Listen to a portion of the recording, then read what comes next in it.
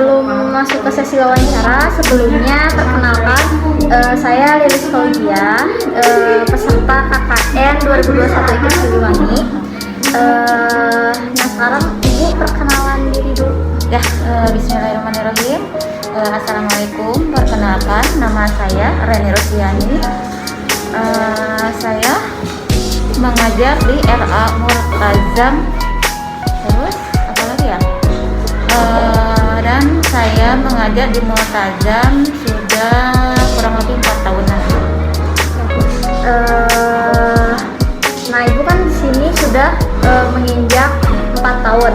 Kemudian Ibu mengajar di tingkat usia berapa, Bu? Sebenarnya sih kalau misalkan di tingkatnya ya, kalau tingkat sekarang saya lebih fokus ke kelompok B ya, jadi usianya 5 sampai 6 tahunan, 6 atau 6 sampai 7 tahunan yang persiapan mau ke SD seperti itu. Tapi kalau dulu kan juga saya sempat mengajar juga ya, jadi kalau digabungkan mungkin kurang lebih sudah hampir 11 tahun ya mengajar di tingkat RA ini. Oh, tingkat RA 11 tahun. Nah, kalau di sekolah ini tuh sebenarnya ada berapa tingkat, Ibu? Ada rombel mungkin ya, rombel jadi rombongan belajar. Ada dua rombongan belajar, yaitu kelompok A dan kelompok B. Untuk kelompok A itu kan usianya dari 4 tahun. Kemudian untuk rombel B usianya yaitu dari 5 sampai 6 tahun seperti itu. Ya, nah sebenarnya sih di RA kami juga menyiapkan untuk rombel playgroup. Jadi playgroup itu yang di bawah 4 tahun ya, jadi hanya sekedar main-main seperti itu.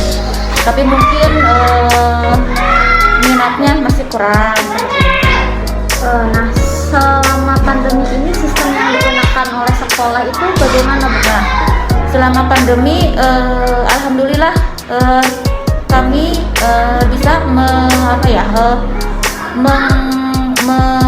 mengeluarkan sistem yang menurut kami ya memang harus seimbang gitu ya, antara pembelajaran tatap muka dan daring. Karena kalau misalkan daring selamanya untuk RA itu kan sulit ya, banyak materi yang menurut saya tidak puas kita untuk mengajarkannya ke anak-anak. Jadi kita ada sistem tatap mukanya seminggu sekali gitu. Jadi, nah untuk daringnya kita juga membuat video pembelajaran supaya kita menyampaikannya lebih leluasa gitu, lebih enak gitu lah ya. Terus ke anak yang keterimanya juga biar lebih asik lagi gitu. Jadi tidak membosankan seperti itu. Nah, kalau di sini kan ada PTM 1 minggu sekali. Itu sistemnya gimana, Bu? Apakah satu kelas disatukan atau bagaimana? Oke.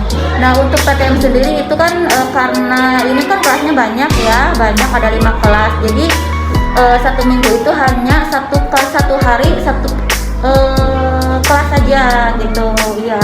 Jadi satu kelas pun kan ada berapa ya, 20 sampai 26 orang ya dari tiap satu kelas itu. Jadi harus di shift juga. Jadi nah kalau satu kelas itu masuk berarti nanti harus dibagi dua dulu supaya menghindari kerumunan anak-anak seperti itu.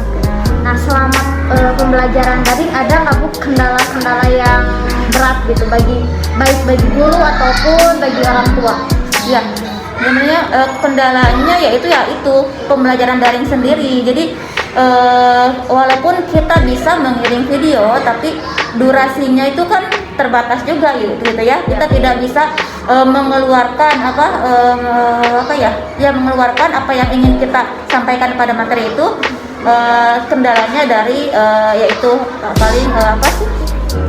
yang pembuatan videonya itu. Terus dari mungkin penerimaan ke orang tua juga, kalau di tugasnya dalam bentuk daring gitu ya, ada beberapa yang memang kurang paham. Terus kita juga kan harus lebih detail lagi ngasih dalam pemberian tugasnya gitu.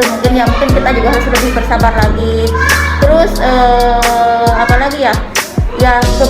Terus dalam hal penilaian juga kita kan nggak bisa objektif ya.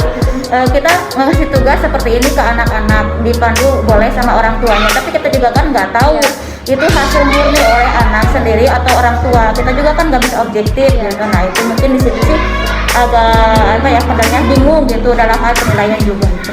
Tapi semua orang tua itu memang mempunyai handphone atau bagaimana? Alhamdulillah selama ini memang mereka orang tua aktif ya. Berarti kalau misalkan aktif di WA berarti otomatis ya punya handphone. Dan mungkin kalau saat sekarang ini memang sudah jadi kewajiban ya, orang tua mau tidak mau berarti harus punya handphone untuk menunjang kegiatan belajar mengajar seperti itu. Ya. Baik Bu, nah kan itu sudah disebutkan ya beberapa kendala juga sistem-sistem pembelajaran selama pandemi ataupun PTM dan daring. Nah sekarang harapan Ibu ke depannya itu ini seperti apa Bu? Harapan saya ya mudah-mudahan harapan saya yang paling penting adalah situasi seperti ini cepat hilang gitu ya. Corona mudah-mudahan cepat berlalu. Terus pemerintah juga walaupun keadaannya seperti ini, mudah-mudahan pemerintah mengeluarkan kebijakan yang menguntungkan masyarakat lah dalam hal apapun itu. Terutama lingkup sekolah. Iya betul, terutama dalam hal kegiatan belajar mengajar anak-anak gitu. Baik Bu, mungkin cukup sekian observasi kali ini. Sebelumnya terima kasih banyak dan mohon maaf sudah mengganggu waktunya. Gak apa-apa. Assalamualaikum warahmatullahi wabarakatuh. Waalaikumsalam warahmatullahi wabarakatuh. Sebelumnya Ibu makasih sudah ikut berpartisipasi untuk observasi di sekolah ini. Perkenalkan, nama saya Lelis Fauzia. Saya mahasiswa IKIP Siliwangi, Pendidikan Bahasa Inggris 2018, yaitu peserta KKN 2021. Nah sebelumnya nama lengkap Ibu siapa? Kalau saya Yunita Rani Musifa, biasa dipanggilnya Bu Yuni sama anak-anak. Kemudian Ibu mengajar di sekolah ini tingkat usia berapa? Saya mengajar tingkat usia 6 sampai 7 tahun. 7 tahun. Kami di sini ada berapa tingkat Ibu? Kalau di sini ada 3 deh, 6 sampai 7, kemudian 5 sampai 6, yang terakhir Al-Hindi itu kelas paling kecil, kelas A ya, kelas A. Kemudian Ibu sudah berapa lama mengajar di sekolah ini? Kebetulan saya mengajar sudah lumayan lama, Oh ya. Kurikulum apa yang digunakan di sekolah ini Bu? kurikulumnya kalau kita sekarang pakai kurikulum 2013. Iya 13. Kemudian kalau sistemnya nih Bu, sistem pembelajaran di sekolah ini ketika pandemi itu apa Bu yang digunakan?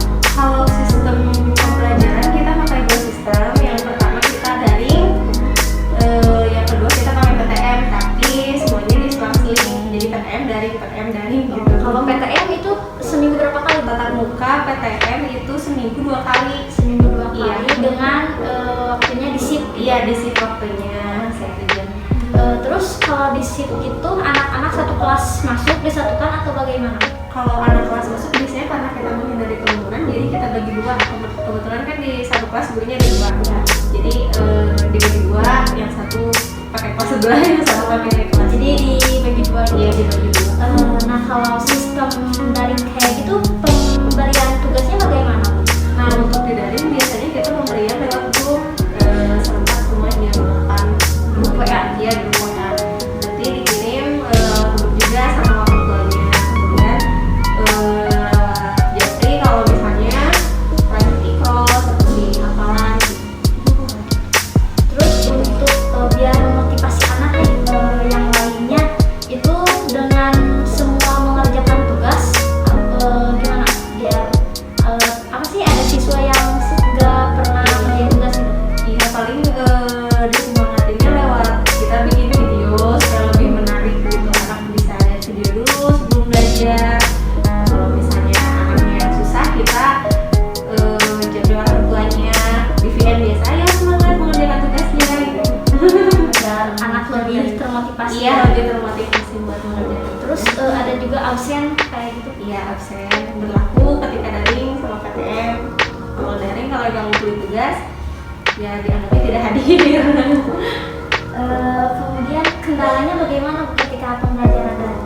Kalau kendalanya sih mungkin karena pembelajarannya jarak jauh, jadi agak kurang fokusnya jadi nggak bisa satu. Kita nggak tahu anak tuh benar-benar fokus ketika mengerjakan apa gimana. Terus kemudian memang perkembangan anak jadi kurang terpegang gitu sama gurunya, jadi kita masih ya berat lah kendalanya kayak gitu kalau daring. Beda ketika dengan PTM, jadi bisa lihat langsung gimana proses pembelajaran anaknya. Kalau di sini kelas, khususnya kelas ibu ya, ketika pembelajaran daring itu benar-benar semua orang tua menggunakan HP atau bagaimana? Ya, hampir semua di sini ketika daring orang tua punya handphone sendiri. Iya. Jadi nggak terlalu berat lah kendalanya. Iya, benar. Kemudian dalam itu semua harapan ibu nih di kedepannya atau dari semester sekarang hingga kedepannya bagaimana? Harapannya cuman biar bisa sekolah normal lagi, mudah-mudahan kedepannya nggak perlu PJJ tapi lebih difokusin di PTM gitu. Jadi PJJ-nya ya lebih sedikit perbandingannya, karena kebetulan kan kalau kelas yang mau ke SD memang harus lebih fokus belajarnya gitu. Harus banyak ini ya belajar Dan pemerintahnya juga bisa mengerti. dan bersikap adil ya Bu ya. Ketika kenapa pada wisata di luar, Iya, betul. toko-toko mall pada dibuka, tapi kenapa kepada pihak sekolah